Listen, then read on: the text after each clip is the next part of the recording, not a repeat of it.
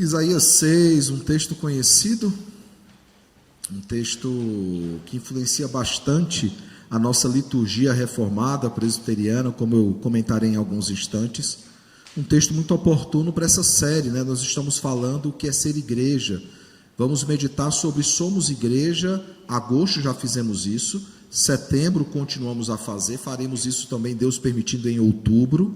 E aí em novembro e dezembro teremos os sermões sobre o nascimento de Cristo e sobre a sua segunda vinda, né? Normalmente fazemos isso, falamos sobre os dois adventos, né? O primeiro, quando ele veio, morreu na cruz pelos nossos pecados, ressuscitou, e na sua segunda vinda, quando ele voltará para consumar todas as coisas, para renovar todas as coisas e para que possamos reinar com ele eternamente. E domingo passado nós olhamos então para Jó, né? Nós concluímos o sermão de Jó. Para quem não lembra, nós iniciamos o sermão de Jó, o presbítero Salvador sentiu-se mal, precisamos paralisar o culto, e para que fosse dado todo o atendimento para ele, para o nosso presbítero centenário, né? E aí eu retornei o sermão no domingo passado, não preguei no começo de setembro, porque foi o dia que a Esté nasceu no dia 7 de setembro, né? Boa patriota, inclusive celestial, porque nasceu no dia do Senhor. E demos uma pausa na série e voltamos para olhar então para alguns personagens. E olhando para Jó, nós começamos a debater e aprender sobre o nosso chamado. E a partir da vida daquele homem, nós vimos que toda a sua história foi conduzida para que ele entendesse, ele reconhecesse a grandeza de Deus e a pequenez humana. Salmo 90 faz isso, né? Ele fala sobre como Deus ele é eterno e como nós somos transitórios. Constantemente os escritos do Antigo Testamento nos traz essa reflexão, que o Senhor ele é gigantesco, ele é imenso, enquanto nós somos pequenos. E a partir então desse entendimento, ele precisou não apenas reconhecer o seu estado diante do Senhor, mas ele entendeu que precisava conhecer mais do Senhor, e ele diz isso: antes eu te conhecer só de ouvir, mas agora os meus olhos te veem. E nós chamamos a atenção de como ele é descrito na Bíblia, não apenas pelo escritor do livro de Jó, mas pelo próprio Deus, dizendo que não havia na terra homem semelhante a ele. Mesmo assim, ele reconhece que ele precisava conhecer mais do Senhor, e nós vimos por fim que ele deu um bom testemunho, mesmo diante das afrontas, mesmo diante dos seus amigos, que foram amigos da onça, né? Mesmo assim, ele deu bom testemunho, ele aceitou perdoar os seus amigos, sacrificou no lugar deles, e o Senhor então mudou a sua sorte, né? Nós vimos lá que foram dados posses, bens, família, né? Ele voltou a ter herdeiros, 7 filhos, 3 filhas, e nós vimos lá as 3 filhas, né? A Gemima, nós vimos lá a Késia e a Keren Apuk, né? E aí eu comentei, eu não conheço ninguém com esse nome. Lá na porta, Gisele do Roberto falou assim: pastor, tem uma amiga que tem esse nome, então conheço pelo menos uma com esse nome. Mas é um nome muito bonito, os 3 nomes, não apenas os nomes, mas elas eram as mulheres mais formosas daqueles dias, é isso que o texto diz. E aprendemos então, irmãos, 3 coisas importantes. Primeiro, que nós devemos reconhecer a grandeza do Senhor e reconhecer a nossa pequenez, e quanto ainda precisamos conhecer sobre Ele, né? Inclusive eu já antecipo que essa aplicação é uma das aplicações dessa manhã. Por quê? Porque essa é uma máxima nas Escrituras. Nós somos chamados constantemente a reconhecer a grandeza do Senhor e a nossa pequenez. Isso é o momento de contrição. Quando somos colocados diante daquele que é o Senhor de toda a terra, nós nos sentimos pequenos e constrangidos por tão grande pecado e tão grande afronta que constantemente temos feito contra esse Deus que é santo. Nós precisamos reconhecer, irmãos, isso. Precisamos também conhecer, e ao dizer conhecer, eu me refiro a buscar conhecê-lo cada vez mais, por meio de uma vida de estudo da palavra, de oração e de serviço ao Senhor. A nossa geração é uma das gerações mais fracas de Bíblia. Nós não temos apenas no nosso país um grande analfabetismo funcional. Nós temos dentro das nossas igrejas um grande analfabetismo bíblico, inclusive entre nós presbiterianos, que sempre fomos conhecidos como o povo da palavra, que conhecia muito bem as Escrituras. Mas hoje, irmãos, nós não dedicamos o tempo necessário para isso. Eu lembro de uma palestra com alguns doutores do Jumper, eu não lembro para quem foi perguntado, mas um deles perguntou-se, diante das grandes produções teológicas, né, nós temos duas grandes eras de produção teológica, a chamada era dos pais da igreja, ali o século 3 e 4, quando se produz muita coisa teológica, e depois nós temos a era dos pais reformadores, onde no século 16 e 17 se produziu muita coisa, principalmente por meio dos puritanos, de onde nós presbiterianos viemos. E aí se perguntou, será que haverá uma terceira era de produção teológica? E a resposta àquele que foi perguntado foi, não, nós temos distrações demais. E aí foi interessante que enquanto ele dizia isso, um dos entrevistados estava mexendo no celular, ele falou, tá vendo? E nós temos muitas distrações hoje em dia que nos impedem, entre aspas, de nos dedicar ao estudo da palavra, da oração e do serviço ao Senhor. Eu falo entre aspas, irmãos, porque se você estiver no seu celular, e praticamente todos têm isso nativo, ou seja, uma função já inclusa no seu celular, se você olhar lá o tempo que você usa ou gasta com redes sociais, quando você menos percebe, são 2, 3 horas por dia. Mesmo que seja respondendo a algumas mensagens. Terceira e última coisa, nós aprendemos que nós precisamos testemunhar por meio de uma vida onde nós buscamos viver as Escrituras, e não apenas viver as Escrituras, mas para torná-lo conhecido entre os nossos familiares, amigos e desconhecidos também. Nós aprendemos as Escrituras para conhecermos mais o Senhor, mas não apenas para conhecê-lo mais, mas para torná-lo conhecido. E a pergunta então que ficou para a nossa reflexão foi, por que estamos aqui? E hoje, irmãos, nós olharemos então para um outro personagem das Escrituras, bem conhecido e bem importante também, o profeta Isaías. O profeta Isaías, assim como outros profetas, ele deu a sua vida pelo Evangelho. É interessante que Hebreus refere-se a ele, à sua morte, e muitos não percebem no verso 37, no capítulo 11, versículo 37, quando ele fala sobre aqueles que foram cerrados ao meio. A tradição bíblica, histórica, aponta que Isaías foi colocado dentro de um tronco e cerrado ao meio. E eu confesso, irmãos, que durante a preparação dessa série, eu precisei pensar em personagens bíblicos.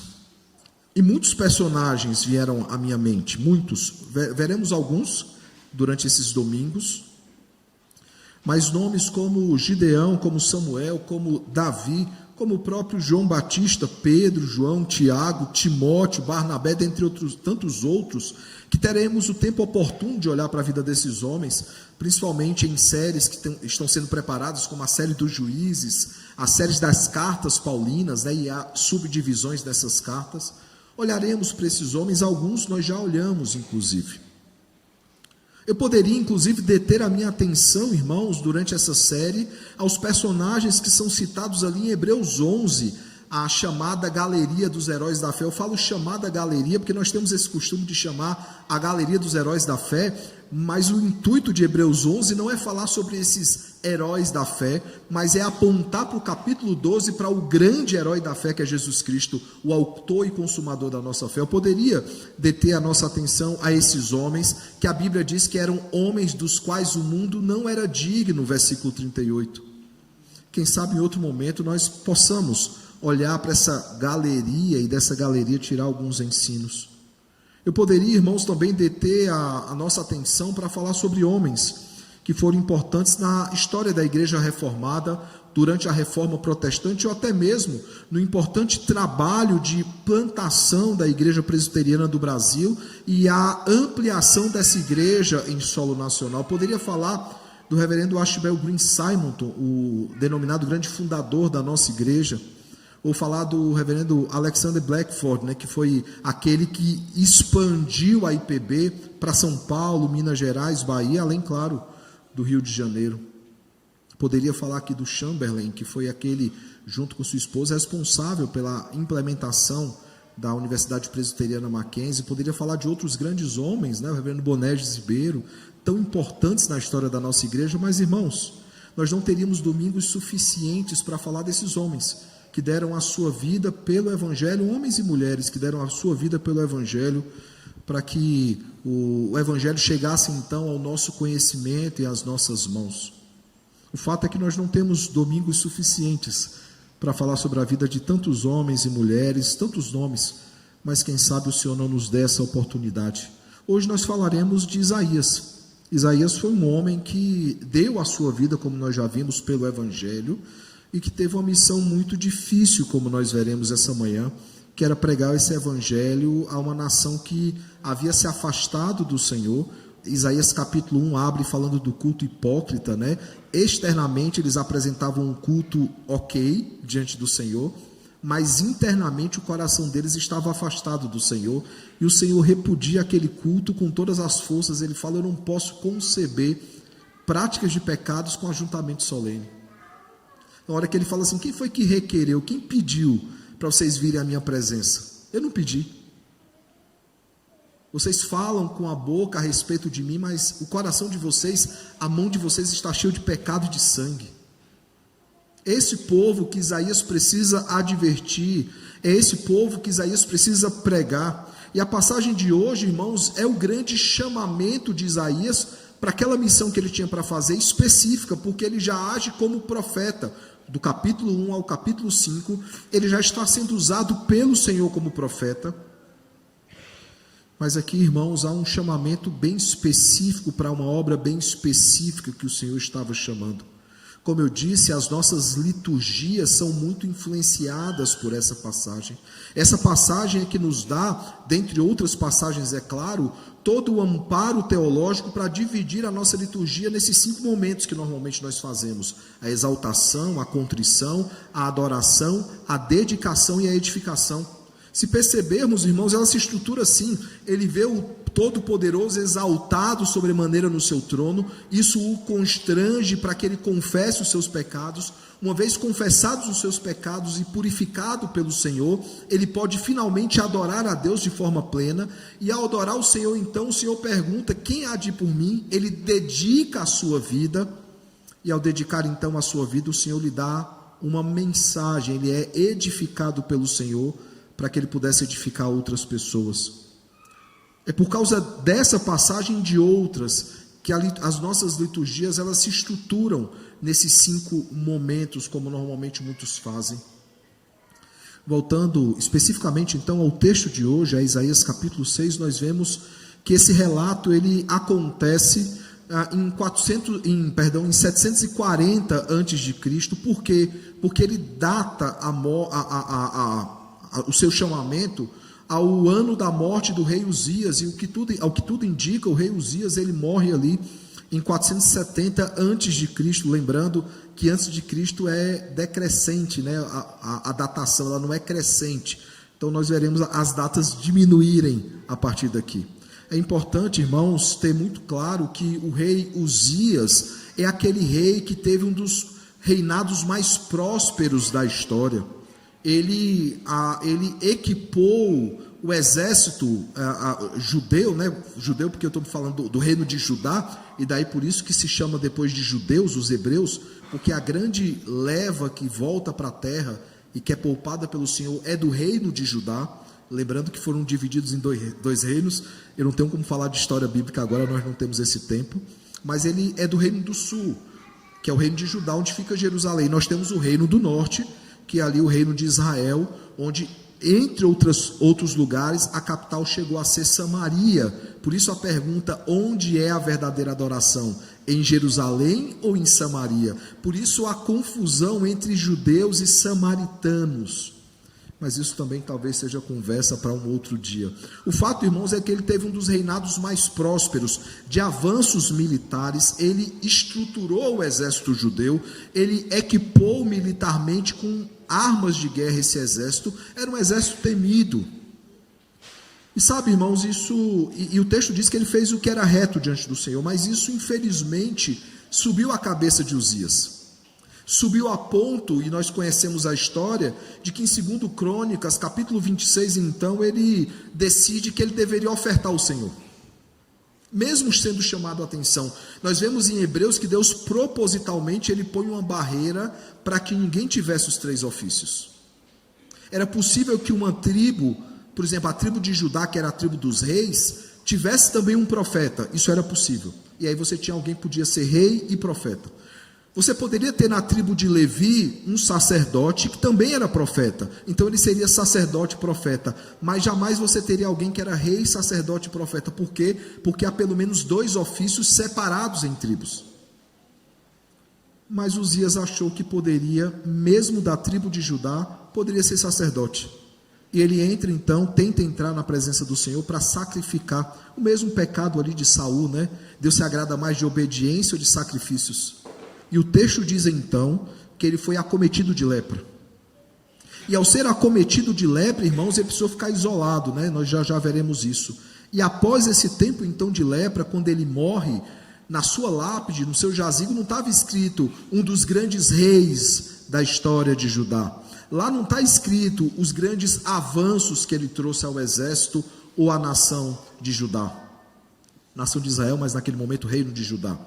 O que está escrito na sua lápide é o que é registrado nas escrituras. Aqui jaz Uzias, este é leproso. E antes que alguém pense que é maldade colocar isso no jazigo de alguém, precisava ter um aviso, porque se algum dia alguém precisasse mexer naquela cova e a lepra ainda estivesse atuante, alguém poderia ser infectado com aquilo. Então precisava ter um aviso muito grande dizendo, não encosta nesse túmulo que pode dar problema. E então, irmãos, ele veio a sucumbir então, e ali no ano 750 a.C., 10 anos antes então da sua morte, ele é acometido de lepra. E durante esse período então, como ele precisa ficar afastado, porque os leprosos eles eram colocados à parte, seu filho Jotão então reinou em seu lugar, e segundo Crônicas fala sobre isso, o capítulo 26 já citado. O texto diz então que Jotão ele reinou, irmãos, por 16 anos. Ele reinou de 750 até 734, ou seja, com a morte do seu pai ele continua reinando. E nós vemos também que durante aproximadamente 2 anos, Judá ele tem uma corregência. Nós temos 2 reis reinando juntos, e essa corregência se dá com o filho de Jotão, que chamava Acais, né, que também foi rei por 16 anos. Nós conhecemos a história de Acais, não é uma história muito boa, né? Ele reinou aí de 736 a 720, e aí os irmãos estão percebendo que está se aproximando aí a data dos grandes cativeiros, né? E aí, 2 Crônicas, capítulo 28, verso 2 e 3, diz o seguinte, que ele fez mal perante o Senhor, ele praticou o mal, e ele fez Baalins, ou seja, ídolos a Baal, ele queimou incenso, e o texto diz que ele queimou até mesmo os seus próprios filhos. Esse é o contexto, irmãos, que Isaías está escrevendo. Quando ele recebe a mensagem, no ano da morte do rei Uzias, há uma transição de poder. Uzias já não era rei, Jotão já reinava há 10 anos aí, e depois o seu filho virá então em corregência reinar também sobre esse reino, e muitas coisas que eram mal perante o Senhor começam a ser praticadas no meio do povo de Deus. E esse texto então, ele quer ensinar ao povo da aliança, e a nós da aliança também, qual é o padrão de santidade. O que é que se espera para as nossas vidas? O que é que se esperava para a vida do próprio Isaías? Que padrão de santidade é esse? O que é que Deus quis ensinar a Isaías e quer, por conseguinte, ensinar a todos nós como membros desse corpo de Cristo, como povo da aliança, esse povo resgatado pelo Senhor?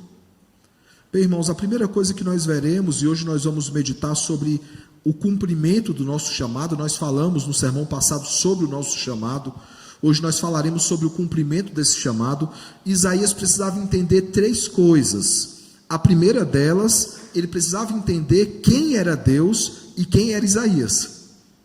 E o texto então nos diz isso, que no ano da morte do rei Uzias, então, ele viu o Senhor assentado no alto e sublime trono. E ele diz que as abas das suas vestes, né, eu estou com uma veste litúrgica, né, uma veste talar, né, que era a veste sempre usadas pelos proclamadores da palavra, e diz que as vestes do Senhor, então, elas inundavam o templo, elas enchiam o templo. Vocês vão perceber que quando eu subo a escada, eu suspendo a toga, senão eu piso e caio. mas ela é muito pequena diante da glória do Senhor que inundou aquele templo. Diz que a glória do Senhor, as suas vestes enchiam o templo. E diz que serafins estavam então por cima dele.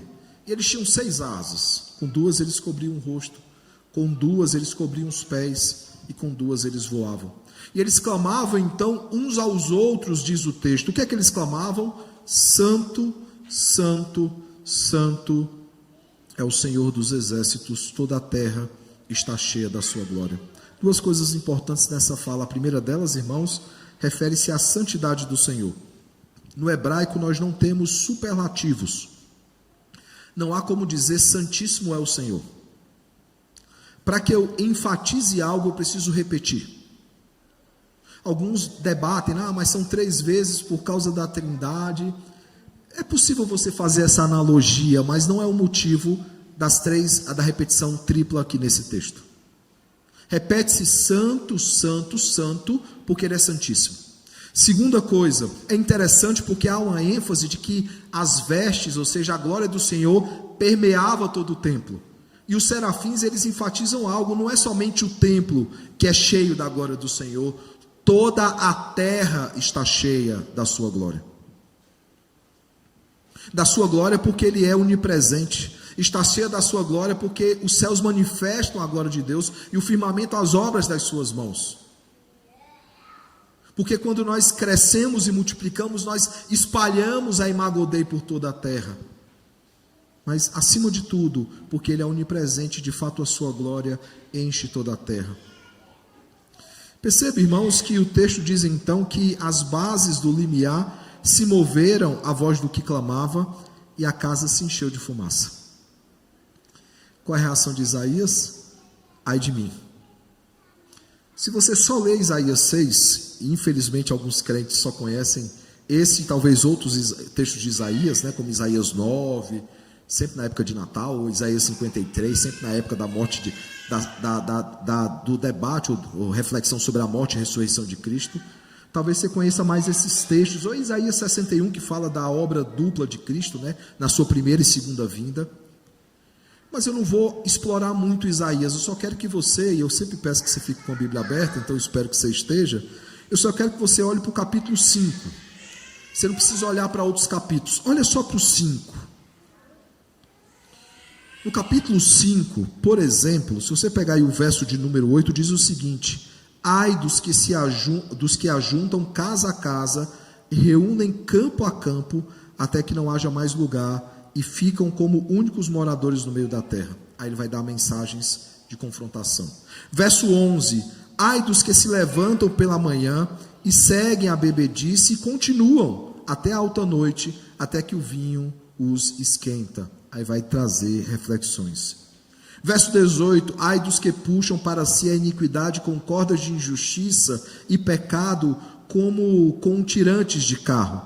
Aí ele traz mensagem de reflexão. Verso 20: ai dos que ao mal chamam bem e ao bem mal. E aí, meu irmão, verso 21, você vai ter o verso 22, você vai ter vários ais, ou seja, Isaías está dizendo ai o tempo inteiro, ai de vós, ai daqueles.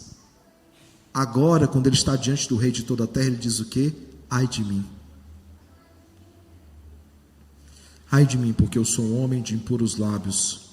Eu habito no meio de um povo de impuros lábios. E os meus olhos viram o Senhor.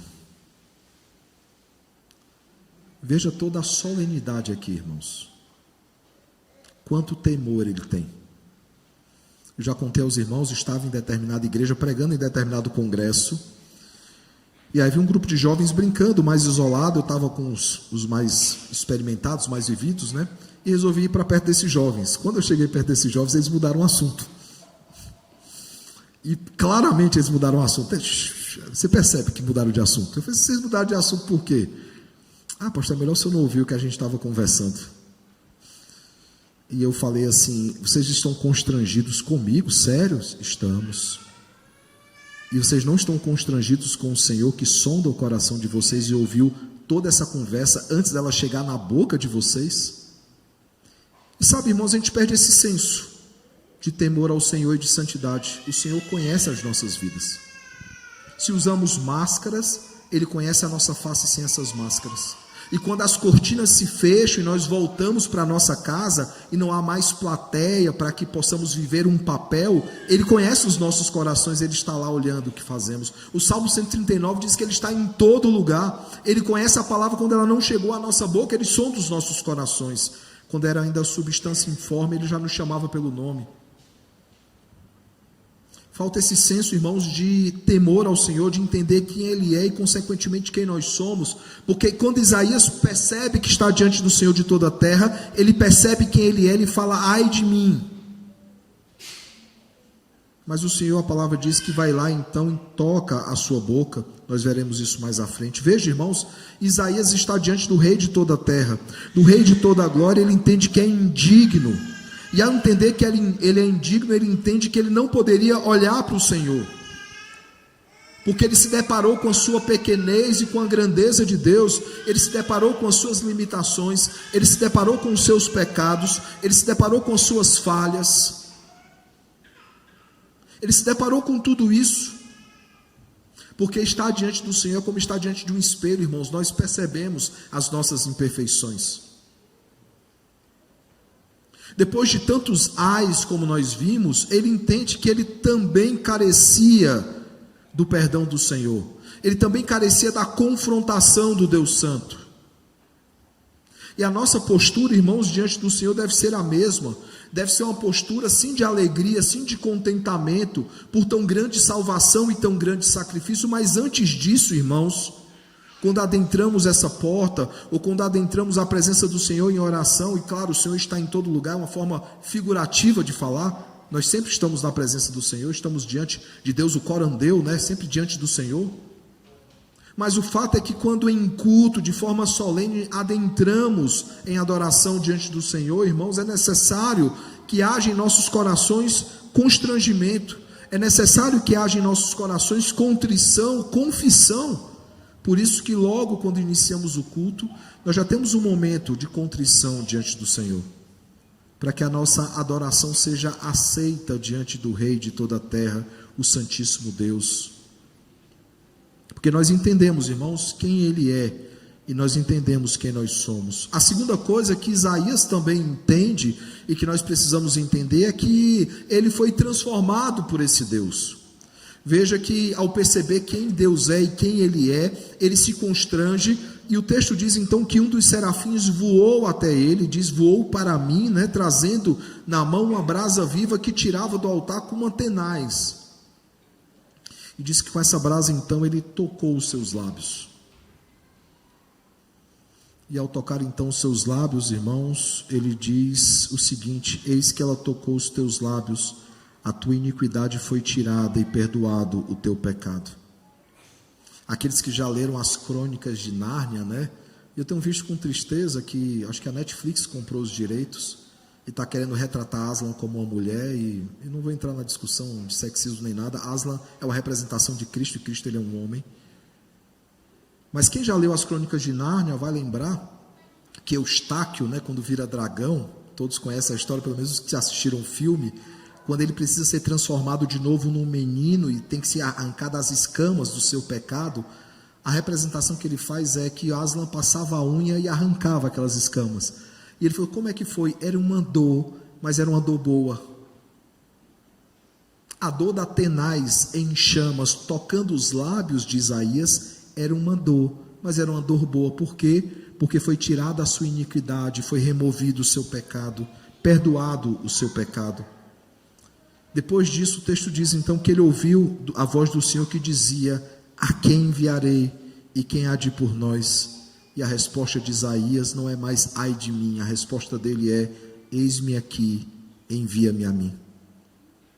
Ao ser confrontado, irmãos, com a sua realidade pecaminosa, Isaías tem então o sentimento de contrição, de confissão diante do Senhor. Ele confessa o seu pecado e as suas iniquidades são então retiradas sobre ele, o seu pecado perdoado pelo Senhor. Ele foi transformado pelo Senhor, e a iniquidade não é que ele deixou de pecar. O sentido de retirar da iniquidade é a paga da iniquidade. Não há mais condenação sobre Isaías, porque ele foi transformado, regenerado pelo Senhor, claro, de forma atemporal. Nós sabemos que isso só se torna efetivo de fato com a morte e a ressurreição de Cristo, mas nós vemos também que aqueles da antiga aliança morreram crendo na promessa, sem ver essa promessa se concretizar. Ele foi transformado pelo Senhor para cumprir o seu chamado. E o Senhor pergunta logo depois, né? Depois disso ouvi a voz do Senhor que dizia: a quem enviarei? Quem há de ir por nós? E ele respondeu: eis-me aqui, envia-me a mim. Ele está pronto, irmãos, para viver o chamado do Senhor. E perceba que para isso acontecer, ele precisou reconhecer a grandeza do Senhor, reconhecer a sua pequenez e, consequentemente, irmãos, ele precisou confessar o seu pecado, e confessar o seu pecado, ele foi transformado pelo Senhor. Ele foi transformado, irmãos, para servir o Senhor. E é necessário, esse texto nos lembra que é necessário que nos consagremos, que nos santifiquemos para poder servir ao Senhor. Nós não podemos servir ao Senhor com a vida de iniquidade. Assim como aqueles em Isaías 1 não poderiam adorar o Senhor porque estavam em iniquidade, e o Senhor promete que se eles confessarem os seus pecados, eles serão alvos mais do que a neve, eles serão purificados pelo Senhor e poderão então adorar o Senhor, que é o verso 16 ao 18. Mas com iniquidade, irmãos, não dá, porque o Senhor não permite, o Senhor não se agrada de ajuntamento solene com a iniquidade. O Senhor não se agrada de serviço com a iniquidade. Ímpios podem ser usados como instrumentos na mão do Senhor por causa da vontade dEle, mas não é a regra nas Escrituras. A regra nas Escrituras são homens que se consagraram ao Senhor para o serviço ao Senhor. Havia uma função dentro do templo que era trocar a brasa. Havia umas brasas que queimavam, havia uma pessoa que ia trocar essas brasas. As esposas desses caras deviam ter um ódio grande desse ofício. Por quê? Porque o rito era bem simples. Ele tinha que trocar as brasas do altar, ele tinha que ir em casa, ele tinha que se purificar, botar uma roupa branca e mexer com carvão. É difícil, né? Não podia ser uma roupa suja, ele não podia estar sujo. Ah, mas eu vou me sujar depois. Tinha que se purificar para isso. Todas as funções diante do Senhor requeriam purificação. E Isaías passa então por essa purificação. E todos nós, irmãos, que fomos transformados pelo Senhor, devemos almejar essa santidade, essa purificação diante do Senhor. Isso nos leva ao terceiro aspecto que Isaías aprendeu aqui. Não aprendeu apenas a grandeza do Senhor e a sua pequenez, não aprendeu apenas a necessidade de transformação. Isaías entendeu, irmãos, que precisava ouvir e cumprir o chamado do Senhor. E veja qual é o chamado, irmãos, verso 9 e verso 10. Então disse ele: vai e dize a este povo, ouvi, ouvi. Aí veja aí o que é que Deus diz: e não entendais, vede, vede, mas não percebais. Veja que missão impossível para Isaías.